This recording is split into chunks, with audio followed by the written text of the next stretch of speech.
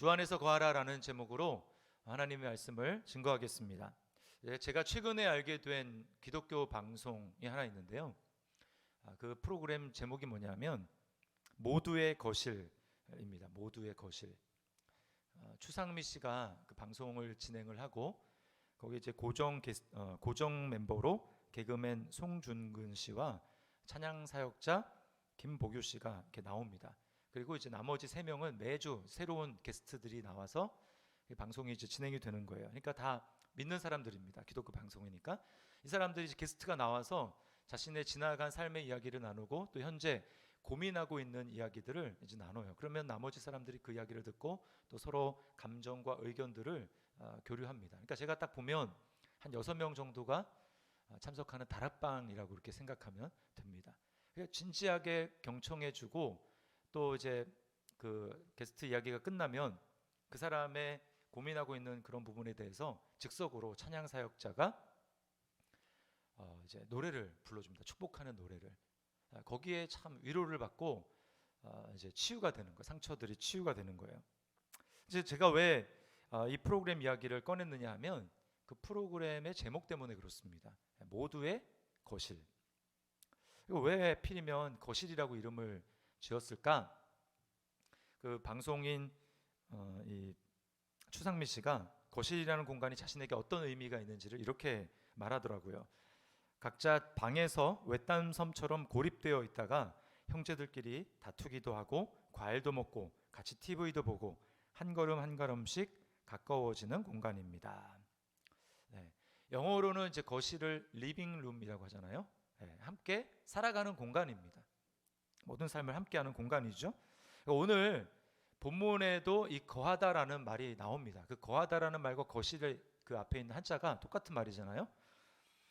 단지 6절에 6번이나 이 거하다라는 말이 나옵니다. 그리고 27절과 28절에는 명령하고 있어요. 주 안에 거하라, 그의 안에 거하라 이렇게 말씀하고 있습니다. 그래서 오늘 이 본문 말씀을 통하여서 우리 각자에게 내 안에 거하라 라고 말씀하시는 하나님의 음성을 우리가 각자가 들을 수 있기를 바랍니다. 첫 번째는 우리가 믿음 생활의 목적은 바로 주님 안에 거하는 것이라는 것을 알아야 합니다. 여러분, 주 안에 거하라는 것이 무슨 뜻일까요? 쉽게 얘기하면 하나님과 사귀며 살아라, 모든 것을 주님과 함께 하라, 이런 뜻입니다.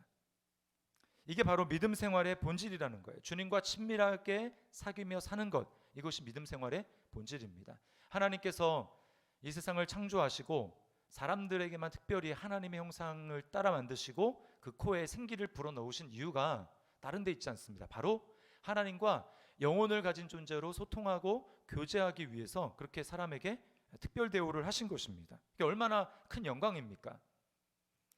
요한복음에 보면 사도 요한이 주님을 따르는 그 제자도의 한 4단계에 대해서 이렇게 이야기를 합니다. 그게 뭐 구절에 설명되어 있는 건 아니고 우리가 그렇게 나눠볼 수 있어요. 첫 번째 단계는 뭐냐면 와서 보라라고 하는 단계입니다. 와서 보라. 그 다음에 두 번째 단계는 와서 봤으면 이제는 믿고 따라라. 믿고 따르는 단계입니다. 자, 그 다음에 세 번째는 믿었으면 내 안에 거하라 라고 이야기를 합니다. 마지막은 내 안에 거한다면 이제는 가라 라고 하는 것이죠. 여러분, 특별히 세 번째와 네 번째 단계는 매우 밀접하게 연관이 되어 있습니다. 그리고 이제 이 네 단계가 따로따로 독립해서 있는 것이 아니고 이게 다 연결이 되어 있는 거예요. 그러니까 보십시오. 주님이 우리 믿는 성도들에게 요구하시는 가장 절실한 요구, 그게 뭐냐? 그것은 바로 주님에게 거하라는 것입니다. 주님 안에 거하라는 것입니다. 거하는 사람만이 사명도 감당할 수가 있는 거예요. 결혼 생활의 비유를 들면 의미가 분명해집니다. 모든 관계들 중에서 가장 친밀한 관계가 결혼, 부부의 관계잖아요. 그래서 성경은 예수님과 우리 사이, 성도 사이를 부부라고 표현을 합니다. 자, 여기 와서 보는 단계는 뭘까요? 서로 교제를 하면서 알아가는 단계입니다. 밥도 먹고 차도 마시고 그리고 뭐 영화도 보고 하면서 저 사람은 뭘 좋아하고 뭘 싫어하는가, 저 사람의 성격은 무엇인가 라고 하는 것을 서로 알아가는 단계죠. 그 다음에는 뭡니까? 보고 믿는 단계예요. 이 사람과 함께 내가 평생을 살아도 괜찮을 것인가? 나의 평생의 동반자로 내가 결정을 할 것인가 말 것인가? 그래서 확신을 서면 어떻게 합니까? 결혼을 하는 것이죠. 이게 이제 보고 믿는 단계고요. 그 다음에 무엇 합니까? 이제 함께 살아가는 거예요. 기쁜 일도 슬픈 일도 함께 서로 동고동락하면서 살아가는 것입니다. 그러니까 이전의 모든 단계들은 다 뭐 하려고 있습니까? 알아가고 이제 결혼하고 한 모든 것은 이제 함께 살아가려고 그 일을 한 거예요. 예수 믿는 것도 똑같습니다. 예수님을 믿었다면 믿는 데서 끝나는 게 아니에요. 믿음은 시작에 불과합니다. 그래서 이제는 예수님과 모든 것을 다 함께 하는 거예요. 기쁜 일이 있어도 주님과 함께 나누고 슬픈 일이 있어도 주님과 함께 나누는 것입니다. 그리고 이제는 내가 혼자 모든 것을 판단하고 결정했다고 하면 이제는 그것을 주님과 의논하는 거예요. 그리고 주님의 뜻을 묻는 것입니다. 주님과 사귀며 함께 사는 삶에서 여기서 헌신도 나오고 사역도 나오는 것입니다. 그래서 마가복음 3장 14절 말씀을 보세요. 이렇게 얘기합니다. 이에 12를 세우셨으니 12 제자입니다. 이는 자기와 함께 있게 하시고, 우리를 부르신 첫 번째 사명, 그것은 주님과 함께 하는 것입니다. 주님과 함께 시간을 보내는 것입니다. 교제하는 것입니다. 자, 두 번째, 주님과 사귀며 교제할 때 우리에게 복이 있어요. 누리는 복이 있습니다. 두 가지인데 첫 번째는 영생입니다. 25절 말씀을 보세요. 이렇게 이야기합니다. 그가 우리에게 약속하신 것은 이것이니 곧 영원한 생명이니라. 요한일서에 특별히 요한 사도가 영생이라는 말을 많이 사용하잖아요. 근데 여기 영원한 생명이라는 말과 영생이라는 말이 똑같은 말입니다.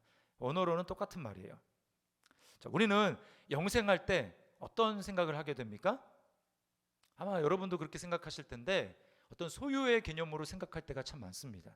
내가 소유하고 있는 거, 영생, 이렇게 생각할 때가 많아요. 예를 들면 영생을 소유했다, 어떻게 생각하냐면 내가 천국에서 죽지 않고 영원히 행복하고 기쁘게 살아갈 수 있는 그런 권리 또는 어떤 티켓, 이렇게 생각하는 경우가 있어요. 자, 그러나 성경에서 영생이라고 할 때 가장 근본적인 1차적인 의미는 바로 예수님이라는 것입니다. 요한 1서 1장 2절 말씀을 보세요. 이 생명이 나타내신 바 된지라. 이 영원한 생명을 우리가 보았고 증언하여 너희에게 전하노니 이는 아버지와 함께 계시다가 우리에게 나타내신 바 된 이시니라. 아버지와 함께 계시다가 우리에게 나타나신 분, 그 영원한 생명, 그분이 누굽니까? 예수 그리스도죠. 그러니까 잘 보십시오. 영생이라고 얘기할 때 이거는 예수님을 떠나서 존재할 수 없다라는 것입니다. 그러니까 예수님과의 관계가 바로 영생이라는 거예요. 그래서 요한복음 17장 3절에 보면 영생을 뭐라고 얘기하냐면 영생은 유일하신 하나님과 그가 보내신 아들 예수 그리스도를 아는 것이다, 이렇게 이야기합니다. 머릿속으로 아는 것이 아니라 경험적으로 사귀며 살면서 알게 되는 거예요. 그게 바로 영생이라고 얘기를 하는 것입니다. 그렇게 주님과 함께 사귀며 교제하니까 장소 불문하고 주님이 주시는 평강과 기쁨, 하나님의 나라가 거기에 임하는 거예요. 그것은 환경을 뛰어넘습니다. 지금 코로나 사태로 우리가 주변에 사람들이 막 두려워하고 그렇게 하고 있는데 그 모든 것들을 뛰어넘는 거예요. 절대적인 평강입니다. 높은 산이 거친 들이 초막이나 궁궐이나 내 주 예수 모신 곳이 그 어디나 하늘나라. 죽어서 천국, 죽어서 영생이 아니라 예수님과 함께 교제하는 그 관계 속에서 하나님은 우리에게 영생의 기쁨, 영생의 맛을 누리게 하시는 것입니다. 자, 두 번째, 주님과 사귀며 교제할 때 우리가 누리는 복은 심판대 앞에서의 담대함입니다. 28절 말씀입니다. 자녀들아 이제 그의 안에 거하라. 이는 주께서 나타내신 바 되면 그가 강림하실 때에 우리로 담대함을 얻어 그 앞에서 부끄럽지 않게 하려 함이라. 주 안에 거할 때 주님께서 재림하시는 그때 하나님 앞에 담대할 수 있다, 부끄러움을 당하지 않는다, 이렇게 이야기를 합니다. 이거를 바꿔보면 어떨까요? 주님 안에 만약에 거하지 않는다면, 친밀하게 주님과 교제하지 않는다면 주님이 재림하실 그날에 부끄러움을 당한다라고 하는 것입니다. 한번 잘 생각해 보십시오. 교회를 다니는데 주일날 예배에 나와서 딱 한 번, 1시간 예배를 드리는 것 외에 일주일 동안 하나님에 대해서, 예수님에 대해서 거의 생각하지 않고 지냅니다. 기도도 하지 않습니다. 그리고 마음을 주님과 나누는 일도 없습니다. 그렇게 1년을 보내고 10년을 보내고 생명이 끊어져서 죽었어요. 그래서 하나님 앞에 섰습니다. 여러분, 과연 그 사람이 하나님 앞에 담대함을 가질 수 있을까요? 주님이 너무 낯설게 느껴지지 않을까요? 여러분, 제가 아까 영생은 주님과의 관계를 떠나서는 생각할 수 없다고 말씀을 드렸습니다. 주님과의 관계가 서먹서먹한데 여러분, 천국에서 사는 것이 무슨 의미가 있겠습니까? 그러니까 여러분, 분명히 기억하십시오. 성경에서는 우리에게 믿는 성도들 가운데 넉넉하게 구원을 받는 사람이 있는가 반면에 어떤 사람은 부끄러운 구원을 얻을 사람도 있다라고 이야기를 합니다. 베드로후서 1장 11절 말씀을 보세요. 이같이 하면 우리 주 곧 구주 예수 그리스도의 영원한 나라에 들어감을 어떻게 해요? 넉넉히 너희에게 주시리라. 넉넉히 하나님 나라를 누릴 사람들이 있다라는 것입니다. 반면에 부끄러운 구원을 받는 사람도 있는 거예요. 고린도전서 3장 15절 말씀에 이렇게 말씀합니다. 누구든지 그 공적이 불타면 해를 받으리니 그러나 자신은 구원을 받되 불 가운데서 받은 것 같으리라. 아무것도 하나님 앞에 내세울 것이 없이 부끄러운 구원을 받을 사람이 있다라는 것입니다. 여러분, 이것이 10년 아니면 우리가 언제 죽을지 모르지만 우리가 하나님 앞에 서는 그날 우리 앞에 닥쳐질 엄연한 현실이라는 거예요. 가끔 이제 우리가 집을 떠나서 한동안 밖에서 가족들과 떨어져 있는 경우가 있지 않습니까? 뭐 남자분들은 해외 출장이나 출장을 좀 오랫동안 가거나 그럴 수가 있잖아요. 그렇게 시간을 보낸 다음에 뭐 한 주든 또는 뭐 한 달이든 집에 딱 돌아오면 어떻습니까? 그 재회의 기쁨이 있습니다. 다시 가족들을 만나는 기쁨이 있어요. 그때 어떻습니까? 아이들은 이제 아빠 하면서 이렇게 소리를 지르며 달려오죠. 그리고 품에 딱 안기는 거잖아요.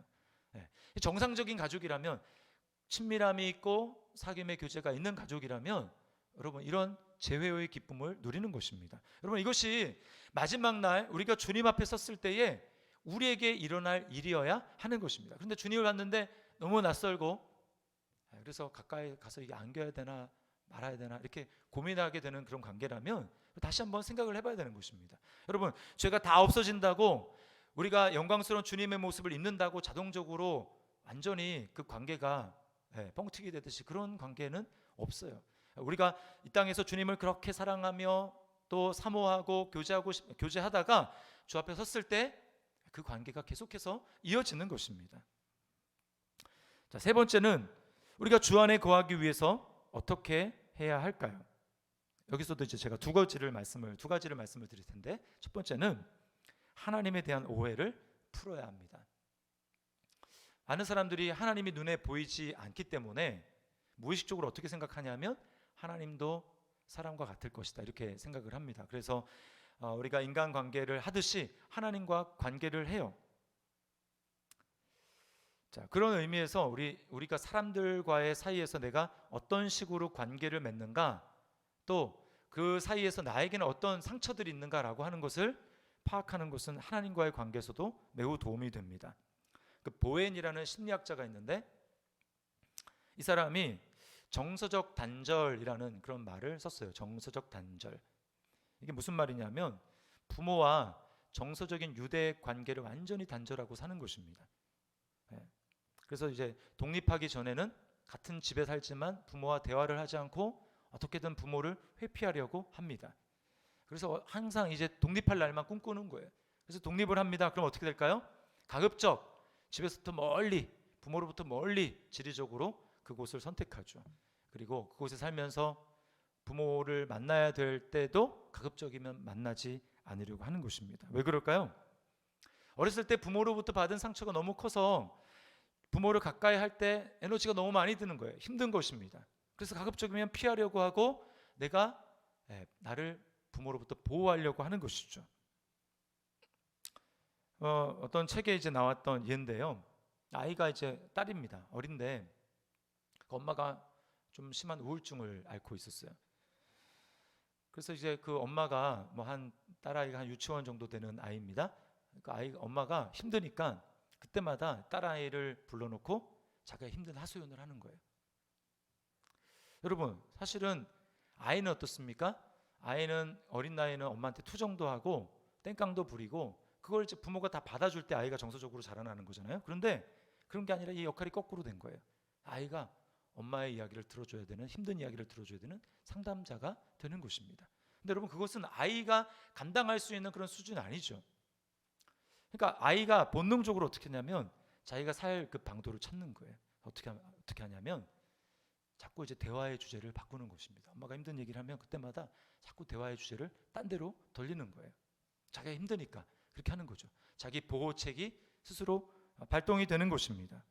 근데 문제는 그런 관계로 이제 엄마랑 맺은 그런 관계가 성인이 돼서도 사람들과의 관계에서 나타난다는 거예요. 좀 심각한 얘기하고 힘든 얘기하면 대화의 주제를 딴 데로 돌려서 그거를 회피하는 것입니다.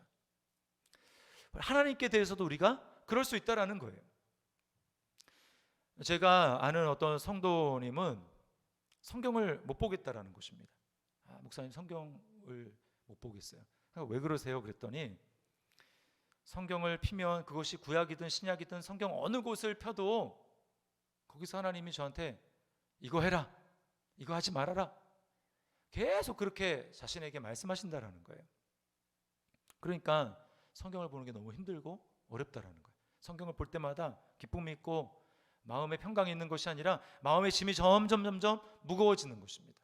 하나님 이렇게 하라고 했는데 나는 그렇게 하지 못하고 있어. 여러분, 정말 그것이 하나님이 주시는 음성일까요? 그렇지 않습니다. 제가 그 분의 가정 이야기를 좀 들어봤더니 너무 이제 율법적인 가정에서 자라난 거예요. 부모님이 이제 그런 식으로 교육하다 보니까 그것이 하나님께도 자연스럽게 연결이 돼서 말씀을 보는데 거기서 하나님의 음성이 아닌 다른 음성을 듣게 되는 것입니다.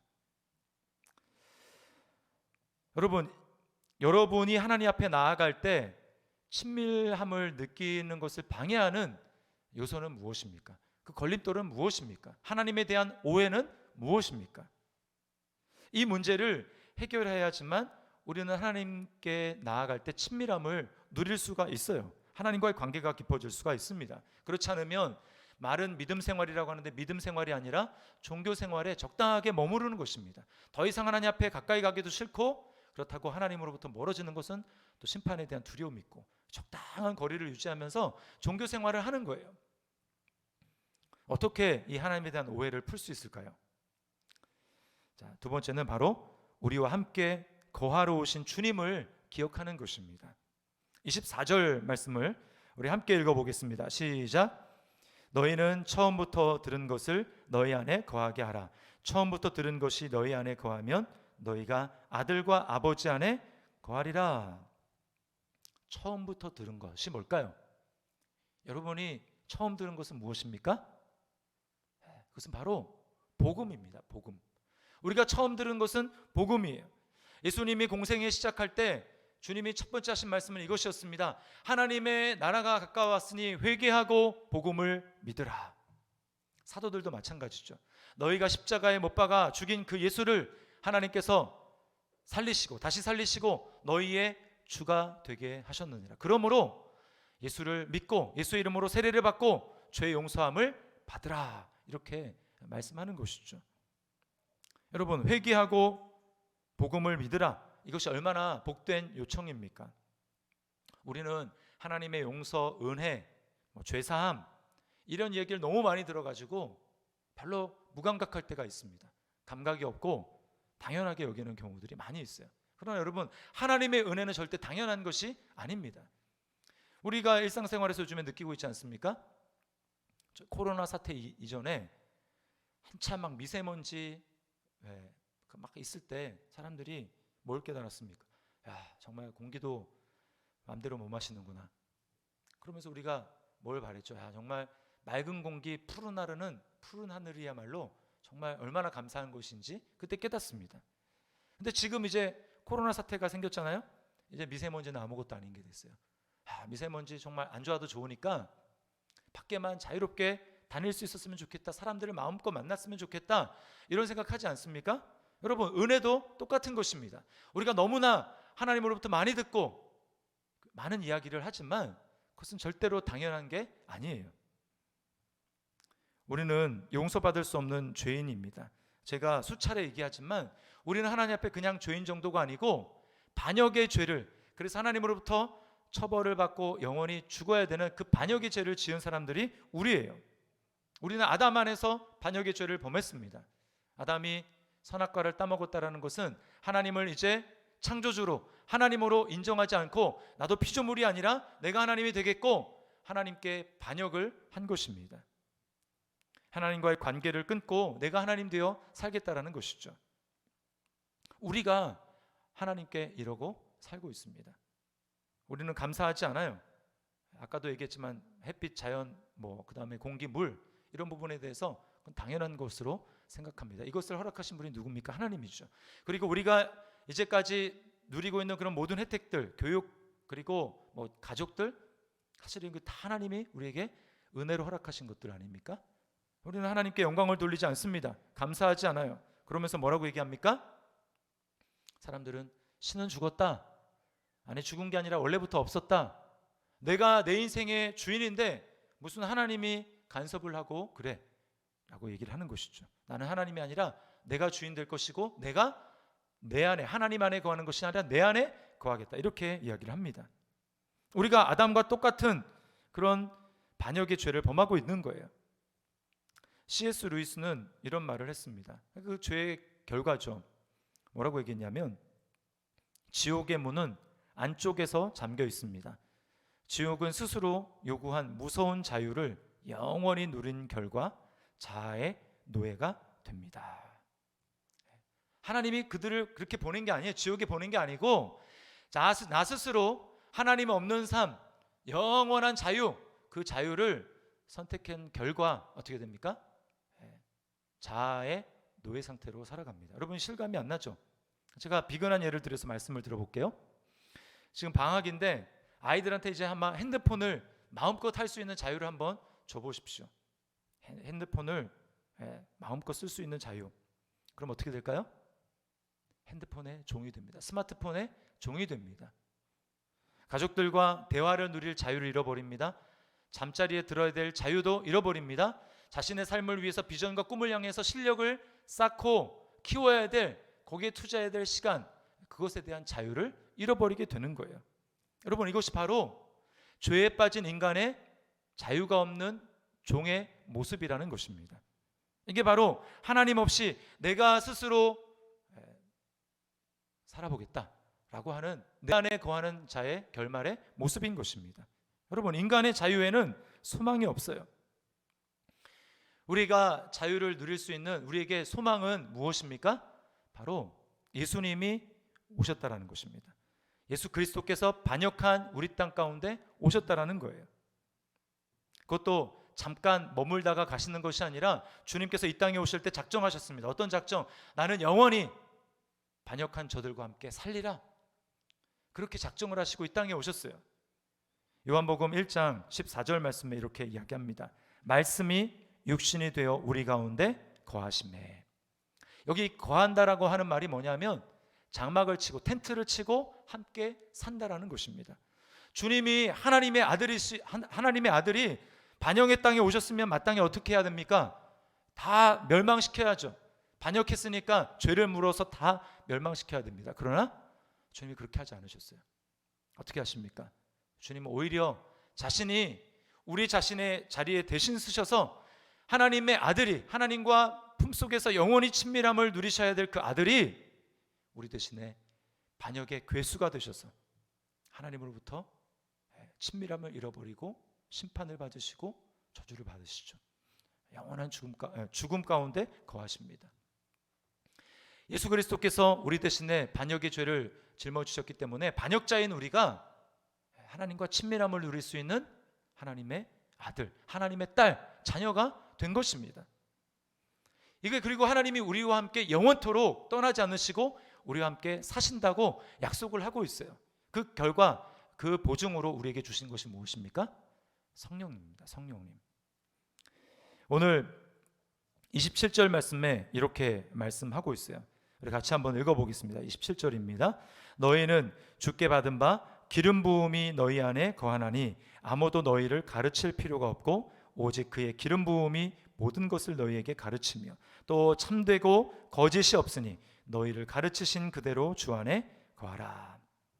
여러분, 이 기름 부음이 누구냐면 바로 성령님을 얘기하는 것입니다. 우리 안에 계셔서 우리를 가르치시고 우리를 참되게 또 하나님과 사귀며 살아갈 수 있도록 우리에게 인도하시는 그분이 바로 우리 안에 부어주신 성령님, 기름 부음이라고 이야기하는 것입니다.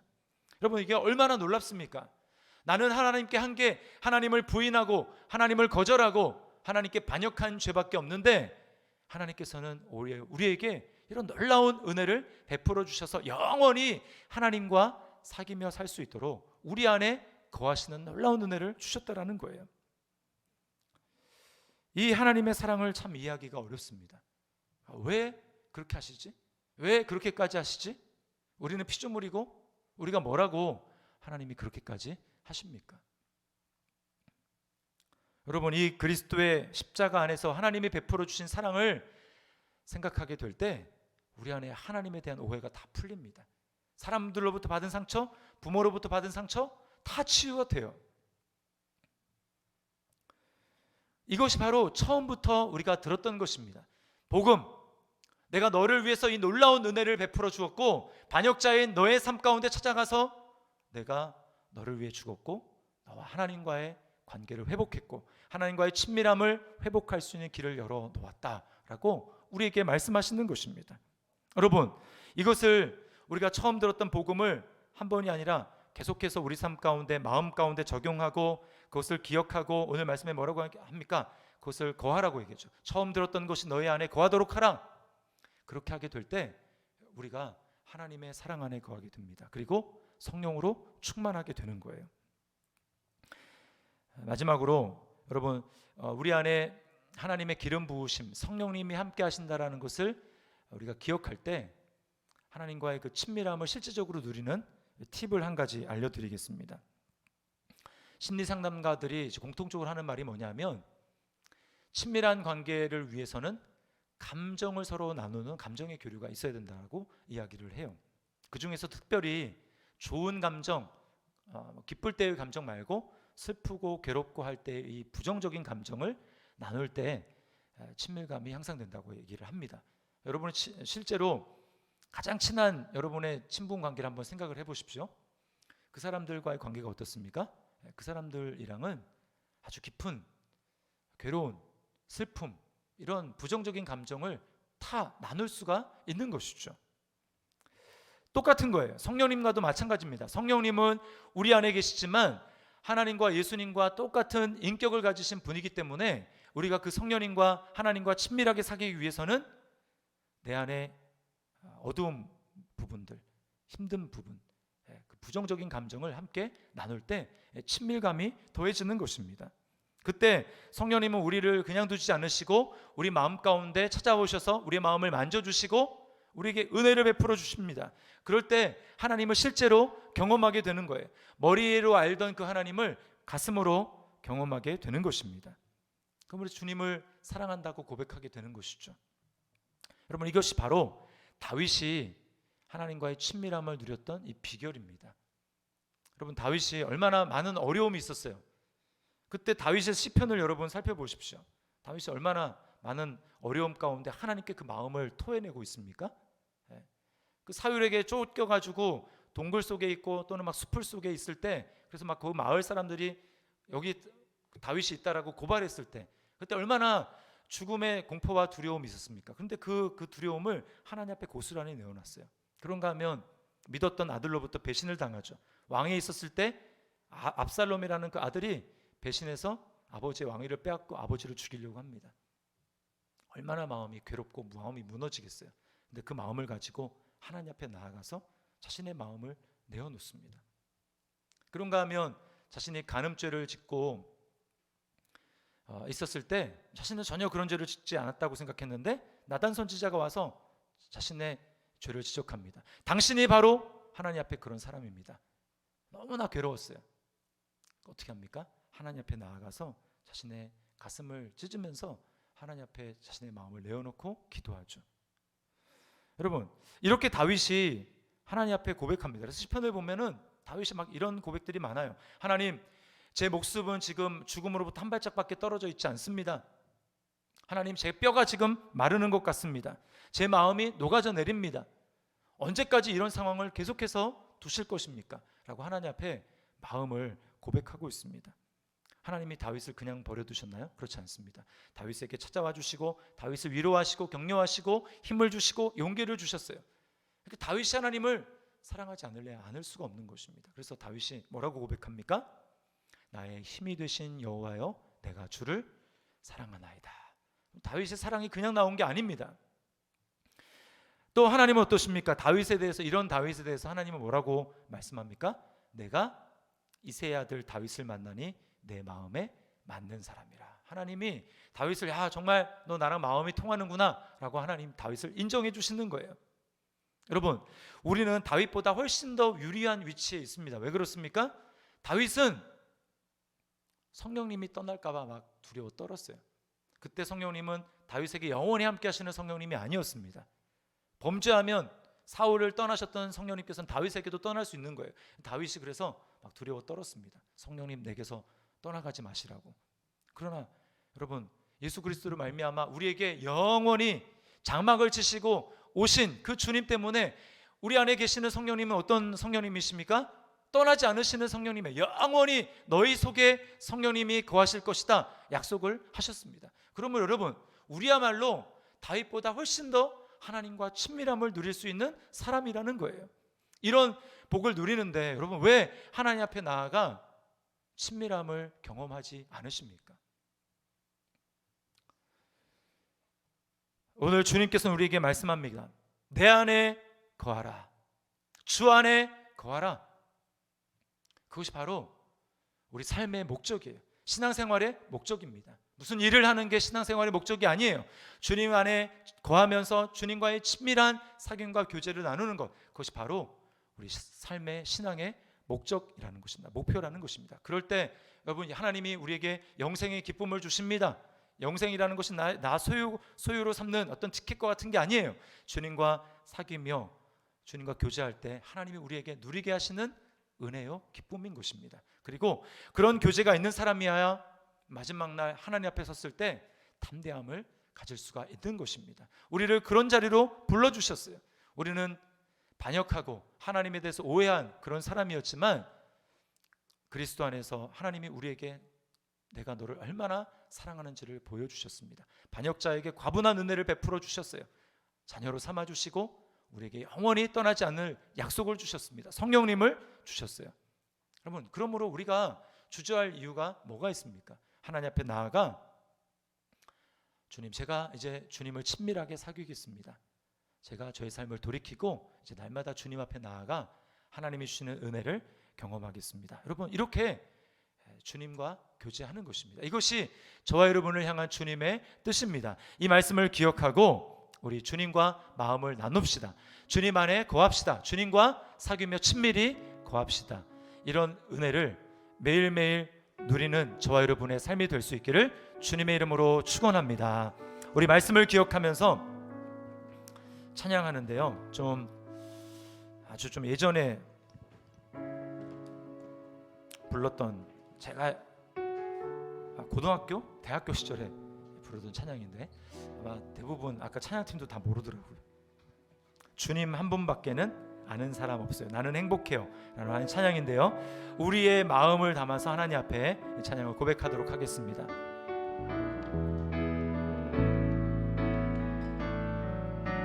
주님 한 분밖에는 아는 사람 없어요. 가슴 깊이 숨어있는 주를 사랑하는 마음, 주님 한 분밖에 기억 못합니다. 주님 한 분밖에는 기억하지 하지 못해요. 처음 주를 만난 그날, 처음 주를 만난 그날 울며 고백하던 말, 나는 행복합니다. 나는 행복해요.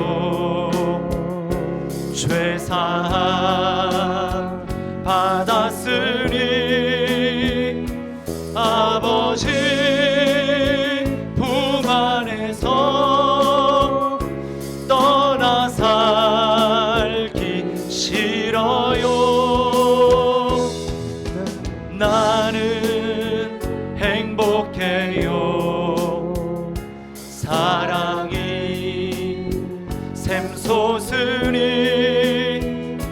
이 세상 무엇이든 채우고 또 남아요. 주님 한 분밖에는 사랑할이 없습니다. 주님 한 분밖에는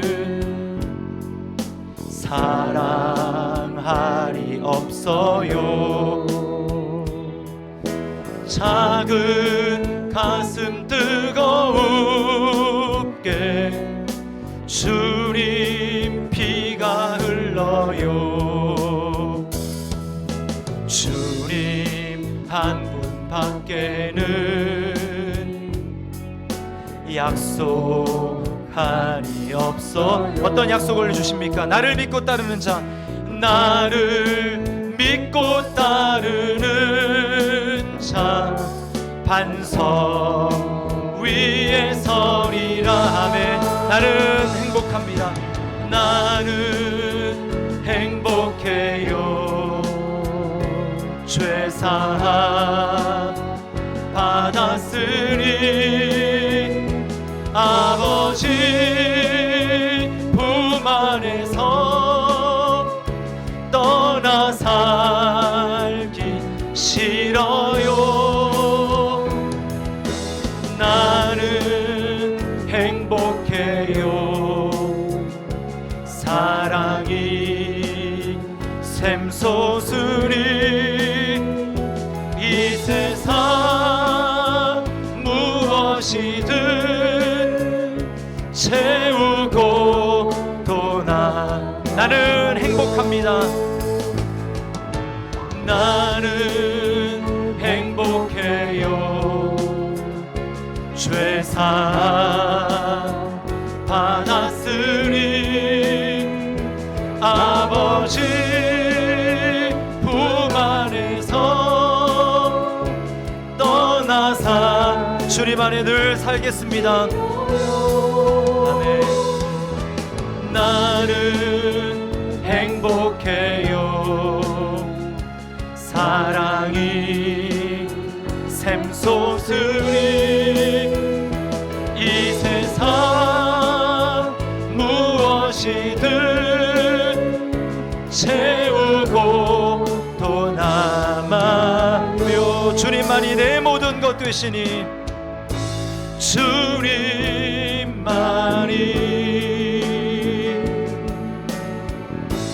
내 모든 것 되시니 주님만을 더 알게 하. 다시 한번 간절히 주님만이 내 모든 것 되십니다.